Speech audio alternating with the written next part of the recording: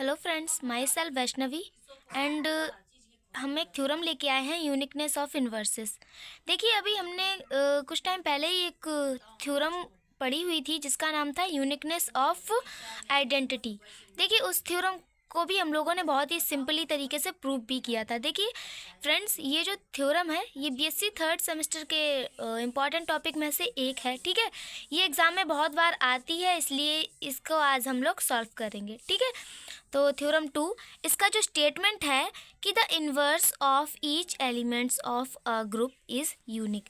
देखिए, इसका मतलब ये होगा कि एक ग्रुप है जी। ठीक है, ज़्यादातर ग्रुप जी ही मानेंगे, वैसे कुछ और भी मान सकते हैं कि ये ग्रुप मतलब ग्रुप का जो नाम है या फिर ग्रुप है ए, मतलब कि हम लोग यहाँ पे मान रहे हैं जी। ठीक है, तो जी इक्वस टू ऐसा एक ग्रुप है जी जिसमें कि प्रत्येक एलिमेंट का जो इन्वर्स होगा वो यूनिक होगा। देखिए, ग्रुप जी है जिसमें जितने भी एलिमेंट होंगे उनका जो इन्वर्स होगा वो यूनिक होगा। यही हमारी थ्योरम का स्टेटमेंट है और इसी चीज़ को हम लोगों को भी प्रूफ करना है।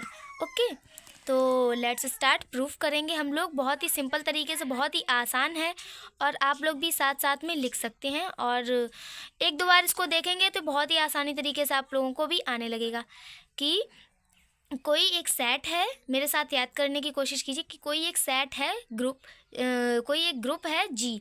ठीक है, उसके जो ईच एलिमेंट्स यानी कि प्रत्येक एलिमेंट्स जो हैं उनका जो इन्वर्स होगा वो यूनिक होगा। यही हम लोगों की थ्योरम का जो स्टेटमेंट है वो हम लोग अभी प्रूफ करेंगे। देखिए, let a be any element of a group G. देखिए, एक ग्रुप जी है, मानेंगे कि उसमें एक एलिमेंट ए है। ठीक है, और उसका जो ए है, और हम ये भी मानेंगे कि ए का जो इन्वर्स होगा वो यूनिक होगा। हम लोग ये चीज़ को लेके चलेंगे। ठीक है, और हम लोग इसको लास्ट में प्रूफ कर देंगे। देखिए, let b and c are any two inverse of a. देखिए, ए है एक एलिमेंट। ठीक है, ए के दो इन्वर्स हैं बी एंड सी।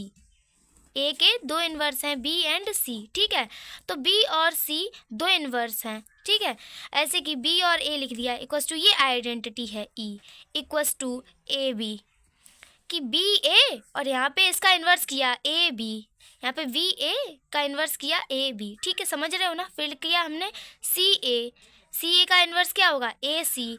अगर हम लोग अपने मन से समझना चाहें तो यहाँ पे ये भी कर सकते हैं कि B D equals to inverse किया हम लोगों ने तो डी बी। राइट, बहुत ही सिंपल तरीके से एक दो बार रिवीजन करेंगे तुरंत आने लगेगा। देखिए, फिर क्या होगा कि एंड ए का इन्वर्स इक्वस टू होगा ए इन्वर्स ए के। समझ रहे हो ना कि पहले जो चीज़ लिखी होगी वो यहाँ पे बाद में आएगी, क्योंकि हम लोग इन्वर्स कर रहे हैं। इन्वर्स का मतलब उल्टा, और जो बाद में लिखी होगी वो यहाँ पे पहले आएगी। ये हमने लोगों ने ए इन्वर्स को बाद में लिखा, ए पहले लिखा, ए यहाँ पे बाद में आया। फिर ए इन्वर्स को हम लोगों ने बाद में लिखा तो ए इन्वर्स यहाँ पे पहले आ गया।